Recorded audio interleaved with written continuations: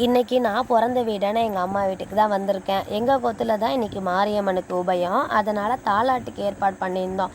கோயிலில் அன்னதானமும் ரெடி பண்ணிட்டு இருந்தாங்க. வேலை செய்ய உடம்புல தெம்பு வேணும் இல்லையா, அதுக்காக எனர்ஜி ட்ரிங்கை போட்டு எல்லாருக்கும் கொடுத்துட்டு நானுமே குடிச்சிட்டேன்.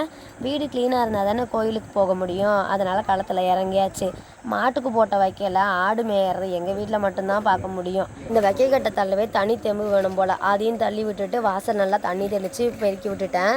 வெளியில் வேலையை முடிச்சதும் உள்ளே இருக்க வேலையெல்லாம் என்னை வாவான்னு கூப்பிட்டுச்சு. போய் அந்த வேலையெல்லாம் பார்க்க ஆரம்பிச்சிட்டேன். எங்கள் வீடு கூரை வீடு தாங்க, ஆனால் நாங்கள் அந்த இடத்துல தான் அவ்வளோ ஜாலியாக இருந்தோம். சின்ன வீடாக இருந்தாலும் சந்தோஷம் நிறைஞ்ச வீடாகவே இருந்துச்சு. என்னோட கல்யாணத்தப்ப கட்டினது தான் இந்த மாடி வீடு. கிச்சன் நல்லா க்ளீன் பண்ணிவிட்டு வீட்டையும் நல்லா க்ளீன் பண்ணி கழுவி விட்டாச்சு. மாட்டு கட்டுத்தரில் இருக்க சாணத்தெல்லாம் எடுத்துகிட்டு அங்கேயும் நல்லா பெருக்கி க்ளீன் பண்ணி விட்டுட்டேன்.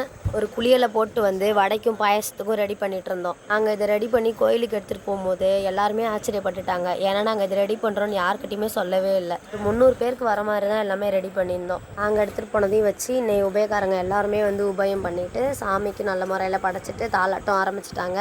நாங்களும் மனசுக்கு நிறைவாக சாமியை கும்பிட்டு எல்லோரும் நல்லா இருக்கணும்னு வேண்டிட்டு வந்துட்டோம். என்னோடய வீடியோஸ் பிடிச்சிருந்தா லைக் பண்ணுங்கள், ஷேர் பண்ணுங்கள், சப்ஸ்கிரைப் பண்ணிக்கோங்க.